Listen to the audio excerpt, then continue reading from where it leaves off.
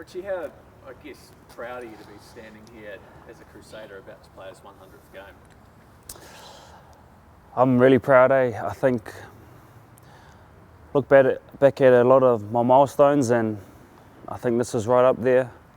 Ever since I walked through these doors at Rugby Park and seen how celebrated the Centurions are, it was pretty quick. I wanted to be one myself, and at the start it seemed so far-fetched and seemed like it would take a lot of work and effort, which it has, but to play 100 games for the club that I love and club that I grew up watching just means a lot. Is this a week where you get to reflect and even think back like, wow, what would like a 12 or 13-year-old Richie Mo'unga think about, this happening? Yeah, there's been a lot of reflection, but the years have gone by so quick just because every year we're just so focused on the task at hand, whatever the mission is each week, we're just so focused on that, and it's gone by so quick. So I guess the earliest memories of the Crusaders are when I watch games with my dad. Religiously, we watch the Crusaders every weekend, and it was something that we did together, and it was something that was pretty clear that I wanted to be a Crusader, but just as much he wanted me to be a Crusader. So this is a vision of mine, but I'm definitely living my dad's vision as well, which I'm really proud to do. What was it like, when you first came into Super Rugby, a team like the Crusaders, people around here hear old names like Mertens and Carter, and now to be in that same conversation? It was crazy. When I was here, my first year was 2015, and there were about 4 other 10s, world class, Colin Slade, Carter, Tyler Blindale, Tom Taylor. So just even to be in the room with them was amazing. And even at that point I didn't think that one day soon I would be, taking over and be holding the reins, but it's just a dream come true really, and I'm just so proud that I get to do it for the team that I love with all the boys that that have been here with me from the start. What does it mean to represent this region, Canterbury? This region is everything to me. I grew up here in Christchurch, so I've known nothing else. So I just, to be able to play for a club that I idolise and dreamed of doing so, it just it means so much. And I'm really loyal to this club, and I've given so much in this club in the last 99 games, and just really happy and thrilled that I get to achieve a milestone that I've been dreaming of for a long time now. I guess you kind of answered the question actually, that you would never have considered ever playing for anyone else, but I guess what is it that's kept you here for so long? It's just the environment, it's the people, it's the boys that I've been here with for a long time. There's 6 or 7 boys that when I first started in the academy were here, and it hasn't been a journey that I've done on my own. We've been through the journey together, and I've seen a couple of those boys get their 100 games, and I've been there through their ups and downs, and now this week they've supported me through my ups and downs, and now we're here all together. So for me to do it for this club, and majority of it under Razor, who is a special man and has done a lot for me, and making sure that I'm as comfortable as I can be and have everything I need to run this team, just means the world. Did you factor in this milestone when deciding to go overseas next year? Did you know that you would have cracked 100 here? I guess how important was this milestone to you? This milestone was at the top of the list in deciding, when to head overseas. This is something I definitely wanted to tick off before I headed off. I guess that itself just explains how much it means to me and my family. Razor said he'd like to see you come back at the end of that 3-year stint. Have you been thinking about it? I haven't thought past this year, to be honest. And as new kids have arrived in the scene, and you ask sometimes, oh, when were you born? And they say 2003. That really makes you feel old, and I always joke around with Mitch Drummond.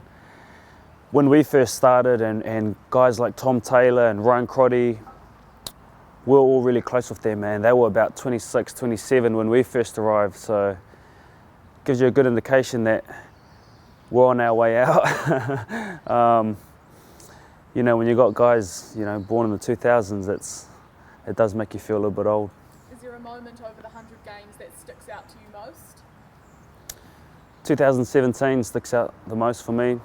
A young, keen team that hadn't had much experience, and a franchise who hadn't won a Super Rugby title since 2008. 2017 was the start of our reign, and it was when we proved a lot of people wrong, and we had so much fun, and so that was one that sticks out. Richie touched on your relationship with Scott Hansen as well. Can you just touch on, that's gone back a wee way, and how much he's been influential in your career to date too? Yeah, Scott Hansen's been huge. He's been the one that's been there from the start since I started playing club footy for Linwood.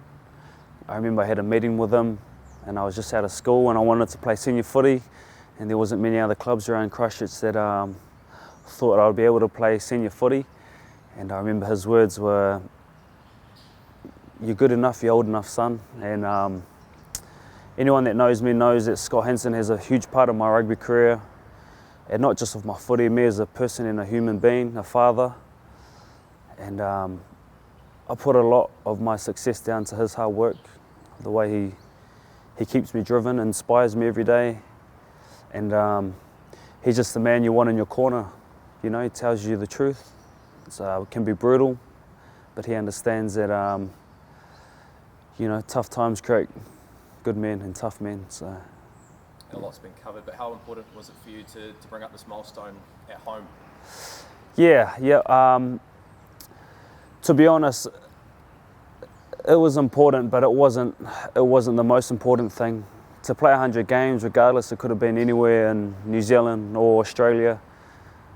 Just to run out for the 100th time in a Crusader jersey just means a lot to me. So it didn't really matter too much where it was. That's a bit left field, but I spoke to Mike Johnston earlier in the week from St Andrews about your time there, and he recalls the story of not making the New Zealand secondary schools team, and there was a bit of adversity. Can you just sort of reflect back on then to now, and I guess how proud you are that you got through that moment, proved a few people wrong along the way? Yeah, it was at the times of school rugby, and as a school kid, you think your career is going to be made or ended making the secondary schools, and I didn't make the secondary schools, and I was in tears to him. I thought, man, this is it. This is my footy career gone. Gonna have to pursue something else, and he was pretty awesome in the regards of comforting me and just saying, cream always rises to the top. Those were his words, and it seemed like a huge thing at the time. It isn't now, obviously, but just his encouragement. A lot of people like Scrump along the way, along in my journey to help me get to where I am, and I couldn't do it without any of those people being in my corner and really cheering me on. I know Jordan touched on it, but the deal in Japan is 3 years. Was that sort of by design? I mean, would part of you love to come back and have one more year, particularly it being a World Cup year in 2027, and have a crack at playing in the All Blacks, something you haven't done under Razor? Yeah, it's 3 years was based on the decision of just my family, really. Obviously, the last couple of years have been different, having kids and perspective changes. And rugby is my job, but being a dad and being a husband is priority number one. So to take care of my family, to go over there and experience something new and embrace a different culture is something I think my family is ready for. we're really excited by that challenge, and then just to see whatever happens. Obviously, with Razor getting the job now, there are a few what ifs and what could be's, but look, I'm just really focused on this year and getting this year right. So when the time comes for me to leave with my family, I've done everything I can in New Zealand to to have that success. Would it be a pretty good lure though, with Razor at the helm in 2027? Yeah, definitely. It's definitely exciting, and even though I'm heading off, I'm just as excited for those that get the chance to be coached under Razor and to have a feel of what he's like as a coach, and to see what environment he creates.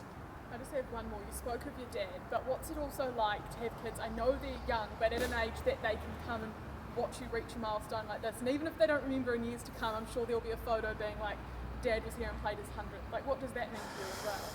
Yeah, it means a lot, because my kids, they mean so much to me. So when I do things out here on the field or at home, I just want to make them proud and I want to make them happy. So I hope they'll look back and be proud of me.